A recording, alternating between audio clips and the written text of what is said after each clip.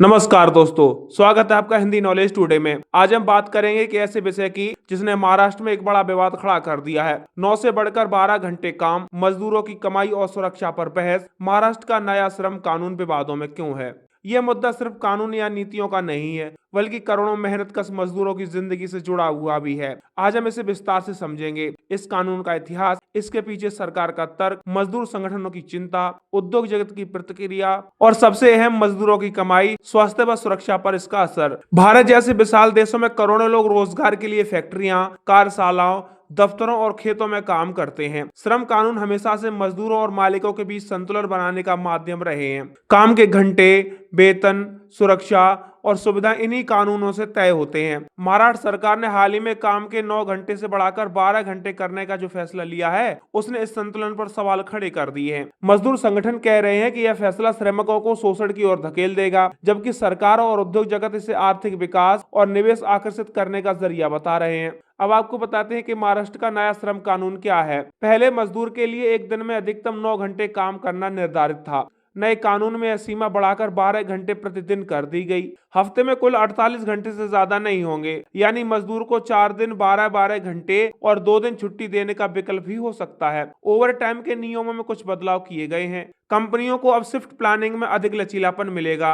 सरकार का कहना है कि यह बदलाव अंतर्राष्ट्रीय निवेशकों को आकर्षित करने के लिए जरूरी था। अब आपको बताते हैं कि इसमें सरकार का तर्क क्या है। वैश्विक मानक की बात करें तो कई देशों में 12 घंटे की शिफ्ट का विकल्प पहले से मौजूद है। लंबी शिफ्ट से कंपनियां उत्पादन क्षमता बढ़ा पाएंगी। मजदूर चाहे तो लगातार 4 दिन काम करके लंबा वीकेंड ले सकता है। इससे महाराष्ट्र को रोजगार और निवेश के नए अवसर मिलेंगे। लेकिन मजदूर संगठन इसे मजदूरों के खिलाफ बताते हुए सड़क पर उतर आए हैं। इसका स्वास्थ्य पर असर पड़ेगा। लगातार 12 घंटे काम से थकान, बीमारियों और दुर्घटनाओं का खतरा बढ़ेगा। सुरक्षा पर खतरा बढ़ेगा। थकान की वजह से फैक्ट्रियों में हादसे बढ़ेंगे। पारिवारिक जीवन पर असर पड़ेगा। मजदूरों के पास घर, परिवार और समाज के लिए समय नहीं बचेगा। ओवर टाइम की चोरी होगी। मालिक अब 12 घंटे काम को सामान्य मानकर अतिरिक्त भुगतान से बच सकते हैं। मजदूर विरोधी कदम होंगे। इसे पूंजीपतियों को फायदा पहुंचाने वाला फैसला माना जा रहा है। यहाँ सबसे बड़ा सवाल उठता है, क्या मजदूर की कमाई बढ़ेगी? अगर 12 घंटे काम को सामान्य मान लिया गया तो मजदूर को ज्यादा मेहनत तो वही तनख्वाह मिलेगी।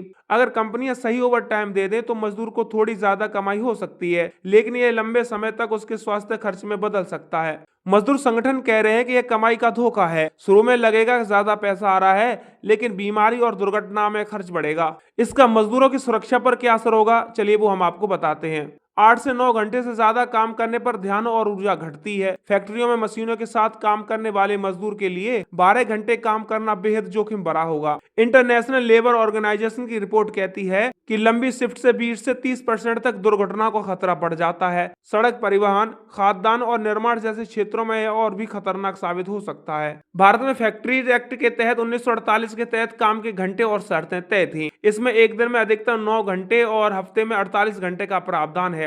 ओवर टाइम के लिए दोगुना वेतन देना अनिवार्य है। अब महाराष्ट्र सरकार ने संशोधन कर 12 घंटे का रास्ता खोल दिया, जिससे विवाद खड़ा हो गया।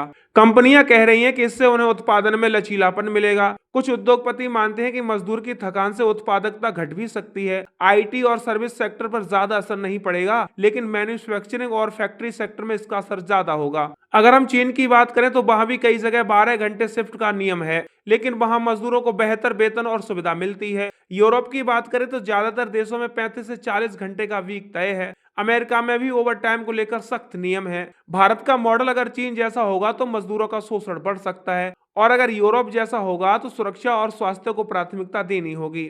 अब आपको बताते हैं इसमें राजनीतिक बहस क्यों छिड़ी हुई है। विपक्षी पार्टियां इसे पूंजीपतियों की सरकार का सबूत बता रही हैं। सरकार कह रही है कि यह आर्थिक मजबूरी और निवेश बढ़ाने का कदम है। चुनावी साल में यह मुद्दा बड़ा राजनीतिक हथियार बन सकता है। दोस्तों, एक मजदूर की असल जिंदगी क्या होती है, चलिए उसे एक उदाहरण से समझते हैं। रामलाल नागपुर की एक ऑटो पार्ट्स फैक्ट्री में मजदूर है। अभी वह 9 घंटे काम करता है और ओवर टाइम मिलाकर महीने में 15 से 16 हजार का काम कर लेता है। नए नियम के बाद उसे रोज 12 घंटे काम करना होगा। शुरुआत में लगेगा कि ज्यादा पैसा आ रहा है, लेकिन लगातार थकान और मशीन पर ध्यान देने से उसके जैसे मजदूरों के हादसे का खतरा बढ़ जाएगा। अब आपको बताते हैं कि विशेषज्ञों की क्या राय है। आर्थिक विशेषज्ञ कह रहे हैं कि ये निवेश और उत्पादन बढ़ा सकता है, लेकिन मजदूरों के स्वास्थ्य का बोझ सरकार पर पड़ेगा। स्वास्थ्य विशेषज्ञ कह रहे हैं कि 12 घंटे की शिफ्ट मजदूरों की मानसिक और शारीरिक सेहत पर गंभीर असर डालेगी। मजदूर संगठन कह रहे हैं कि यह सीधा सीधा श्रमिक विरोधी कानून है। अब आपको बताते हैं कि भविष्य में इसके नतीजे क्या हो सकते हैं। उत्पादन और निवेश में तेजी दिख सकती है, मजदूरों की उत्पादकता घटेगी, दुर्घटनाएं बढ़ेंगी और सामाजिक असंतोष बढ़ सकता है। मजदूर संगठन सड़कों पर उतरेंगे और ये चुनावी मुद्दा बनेगा। महाराष्ट्र का नया श्रम कानून सिर्फ मजदूरों और सरकार का मामला नहीं है, बल्कि यह देश की आर्थिक नीति, सामाजिक न्याय और मानवाधिकारों का भी सवाल है। काम 9 घंटे का हो या 12 घंटे का, मुद्दा यह है कि क्या मजदूर को उसके काम की सही कीमत, सुरक्षा और सम्मान मिल रहा है। अगर सरकार और उद्योग जगत मजदूरों की सुरक्षा, स्वास्थ्य और जीवन की गुणवत्ता पर ध्यान नहीं देंगे तो यह कानून निवेश तो ला सकता है, लेकिन मजदूरों का भरोसा खो देगा। दोस्तों, इस कानून को लेकर आपकी क्या राय है, हमें कमेंट बॉक्स में जरूर बताइए।